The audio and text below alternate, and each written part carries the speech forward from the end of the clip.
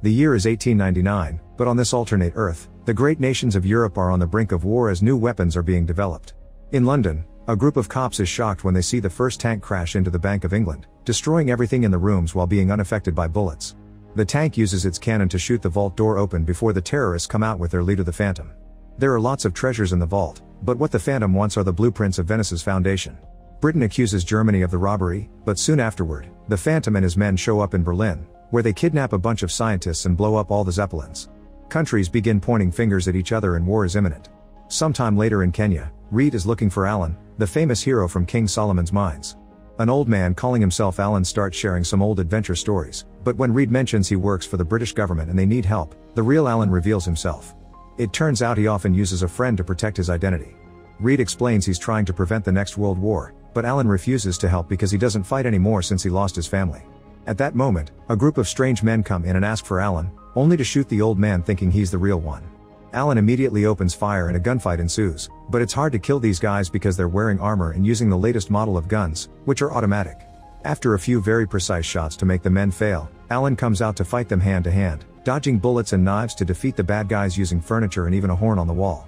One of the henchmen manages to run away, so Alan goes after him, not noticing the suitcase they left behind. Since he's an expert sharpshooter, Alan stops the guy by shooting from afar, but before he can interrogate, the guy self-deletes with poison. Suddenly the tavern explodes, and since the war is threatening the peace he achieved in Africa, Alan accepts to help Reed. Later in England, Reed introduces Alan to his boss M, who explains he's forming a team known as the League of Extraordinary Gentlemen to stop the Phantom. Alan also meets Captain Nemo from 20,000 Leagues Under the Seas, whose ship will take them to Venice in 4 days because clues indicate the Phantom will attack there next. Suddenly a voice talks from an empty chair and some papers start moving. It turns out the other team member is Skinner, a thief who made a serum to become invisible but hasn't found a cure yet. To be less annoying, Skinner puts on a jacket and face paint so the others can see him. At that moment, another team member arrives. Her name is Mina and she's an expert chemist, but Alan isn't happy about having a woman on the team. The group gets going and Nemo impresses everyone with the latest automobile technology.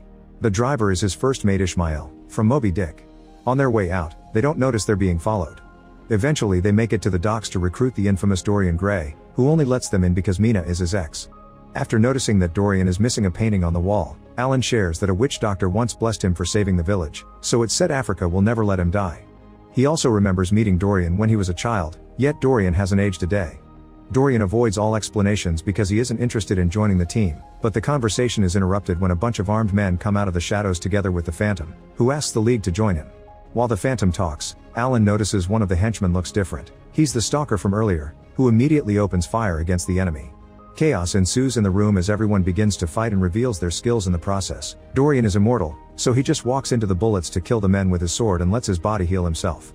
Nemo uses a sword and martial arts while Alan uses his own firearm, and so does the stalker, who turns out to be an American Secret Service agent called Tom Sawyer. Skinner takes off his jacket and paint to hit bad guys with things like books. The Phantom runs away and Alan tries to stop him, but he's intercepted by a henchman. While they fight, Tom tries to chase after the Phantom, who manages to escape by jumping through the window into the river. The guys think the fight is over, but there's one last man hiding and he takes Mina hostage. However, Mina's eyes suddenly turn red and she bites the guy to kill him by drinking his blood. It turns out she's the widow of Jonathan Harker, who was part of the team that killed Dracula. Then Dorian accepts to join the team because he took this attack personally, and Alan lets Tom join too. Tom was sent by the American government because they're worried the war will reach the Americas too. The team's next stop is Paris, so Nemo introduces the team to his ship Nautilus, which can also work as a submarine. When they finally arrive at the city, Alan and Tom chase after a huge monster known as Mr. Hyde, who has been terrorizing the locals lately. With calculated shots, Alan lures Hyde into a very specific spot while teaching Tom how to waste fewer bullets, calling his crazy shooting American style. Hyde eventually stops on a rooftop and Alan shoots to make him fall right into a net they prepared earlier. Once they make it back to Nautilus, it requires lots of crew members to chain Hyde down, and yet the monster still manages to push some of them away. While they try to calm him down, Skinner falls and Dorian helps him, only to scratch him in the process. Alan manages to make Hyde stop by offering a deal. If he helps them, he'll get a pardon from the Queen and he can go back to London. Hyde accepts, and at that moment, the effects of the elixir he took to transform finally end and he painfully transforms into his real form, the very shy Dr. Jekyll. Now the team is complete, the ship enters submarine mode and starts making its way to Venice using a copy of the blueprints the Phantom stole.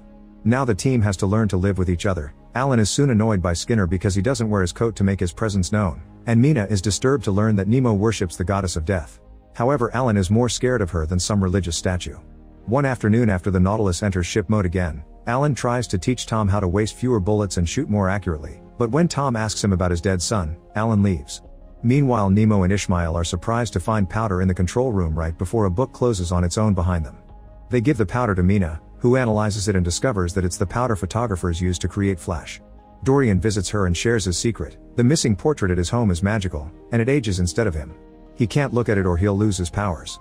Dorian also flirts with Mina and shares a drink, but when the glass breaks, it cuts her finger. The smell of blood gets Mina excited and they end up kissing, which makes Jekyll jealous while he watches from afar. His inner Hyde reminds him he could be noticed by women if he drank the elixir again, and he even gets aggressive, but before he can lose control, Nemo interrupts him. The captain says he doesn't want a monster loose in his ship, and Jekyll reminds him that he has a dark past as a pirate, so he can't talk. Then Jekyll returns to his room and is shocked to discover one of his elixir bottles is missing. He immediately lets Alan know and accuses Skinner of stealing it, since none of them have heard from him in a while. When they finally arrive at Venice, there's a carnival going on, and by looking at the blueprints the team guesses the Phantom will be blowing up the city. The League gets ready to start searching for the explosives, but as soon as they touch land, the bombs go off and the buildings start crumbling in a domino effect. They must destroy a particular building to stop it, so Tom takes Nemo's automobile and leaves with Alan, Dorian, and Mina, but Jekyll refuses to go because he's afraid of releasing Hyde. As soon as the team drives down the streets, the Phantom's men surround them and open fire. Dorian thinks Skinner let them know they were coming and runs away. Alan and Tom try to shoot back, but there are too many men, so Mina jumps out of the car and climbs the wall with her powers to quickly feed on all the bad guys without mercy. While buildings continue to collapse and start damaging the ship, Alan sees the Phantom nearby and he jumps out as well to go after him. Tom is left driving alone, and after dodging lots of falling debris, he finally finds the right building and shoots a flare, so Nemo fires a rocket that destroys that building and finally puts an end to the domino effect. As the explosion goes off, the car flips and Tom gets caught under it. On the ship, Dorian reveals he's the actual spy and shoots Ishmael. Meanwhile, Alan follows the Phantom to a cemetery and they exchange a few hits. The Phantom stabs Alan on the shoulder and Alan hits him in return, which causes the mask to fall and shows his identity. He's actually M, which stands for Moriarty, the legendary enemy of Sherlock Holmes. The Phantom runs away and Alan throws the knife back at him, but it isn't enough to stop him. Afterward, the team returns to the ship and finds a dying Ishmael, who uses his last breath to tell them about Dorian. At that moment, the ship's exploration pod comes out and shows Dorian going away to meet with the Phantom. The League immediately starts following him with the ship, and during the trip, they find a recording left by Dorian. The Phantom's voice starts playing, explaining that Reed works for him too and he sent him to put together the League on purpose so Dorian could get a sample of their abilities. Dorian stole Jekyll's elixir bottle, took Mina's blood with the broken glass, took Skinner's skin when he scratched him, and took pictures of Nemo's technology. Alan was recruited because he was the only one capable of capturing Hyde. With these samples, he'll able to build super soldiers to sell during war times. As he listens, Jekyll notices his inner Hyde is in pain because of a weird frequency in the recording, and at that moment the Phantom announces the ship will explode when the recording ends. That's exactly what happens, and the entire ship shakes as water starts to flood the engine room and drags down some crew members. Nemo can't make the Nautilus resurface because of this, so he orders his men to seal the engine room with the men inside for the greater good. Hyde convinces Jekyll they can help, so he runs into the room before it's sealed and takes the elixir to transform underwater. Then he swims down to the bottom and using his strength, he pulls the levers and opens the valves, which immediately drains the ship and allows it to resurface. While everyone tries to organize things, they get a message in Morse code from Skinner, who sneaked into the pod with Dorian and now sends the team directions to follow. Eventually they make it to northern Mongolia, where they discover the Phantom's secret fortress. They hide in a cave to wait for Skinner, who arrives with a disturbing report. The fortress is huge and the kidnapped scientists are working in factories 24/7 to make super soldiers and copy Nemo's inventions. While the team makes a plan, Dorian asks the Phantom for his painting, revealing that the Phantom stole it just to make him work for him. Now that he has it back, Dorian refuses to fight again. Soon the League arrives at the fortress and they knock down the guards outside with their powers. They sneak inside and Skinner begins placing explosives around the factory while Hyde, Nemo, and his crew free the families of the scientists, but unfortunately they're found by a whole army of guards. A gunfight soon ensues, but Nemo's weapons don't do anything because the enemy is wearing full body armor. Hyde uses a huge metal door to deflect the bullets, giving Nemo the chance to fight the guards at the lab with his sword and release the scientists too. Meanwhile, Mina finds Dorian in his room and they begin a fight with blades, but no matter how much they slash at each other, their wounds keep regenerating. Suddenly Mina is distracted when she notices the magical painting, so Dorian uses the chance to nail her to the bed with his sword. However, he fails to get her heart, so Mina surprises him from behind and impales him on the wall with his own sword. Then she forces him to look at his painting, which breaks the spell, and Dorian regains all the years the picture took from him until he dies. Alan and Tom go looking for the Phantom, who is currently overseeing the box with all the League's samples. They manage to corner him, but unfortunately a guard catches them from behind and they have to dodge an attack, which allows the Phantom to escape with the box. The duo immediately goes after him, and in one of the corridors they bump into an invisible man who suddenly attacks them because he isn't Skinner. While Alan continues to chase the Phantom, Tom stays to fight this new invisible man, but he continues to waste too many bullets. At that moment an armored soldier arrives and uses a flamethrower to start burning everything in the room, but this time, the real Skinner distracts him and ends up on fire too. Tom quickly uses the chance to hit the guy with a torch, causing the gas tank to blow up and kill him. Afterward Tom checks on a burnt Skinner, only to be caught by the other invisible man. At the same time, Alan finds the Phantom in a dark room and they begin to fight, exchanging a bunch of hits until Phantom falls and Alan grabs an axe, ready to end it all. Back to Nemo, he manages to get all the scientists out while Hyde protects them, but one of the guards steals some elixir from the lab and drinks more than he should.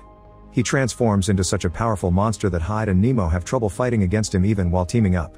At that moment Hyde changes back into Jekyll, so he and Nemo have to run.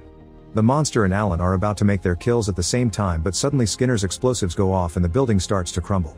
Hyde and Nemo run outside while the monster is killed by the falling debris. Meanwhile the Phantom uses the distraction to dodge Alan's attack. When Alan tries to stop him again, the Phantom shows him that his invisible man has caught Tom, so Alan turns to save his protege and the Phantom stabs him in the back before jumping out of the building. Since Alan's glasses are now broken, Tom takes Alan's rifle and using his teachings, he manages to kill the Phantom from a distance.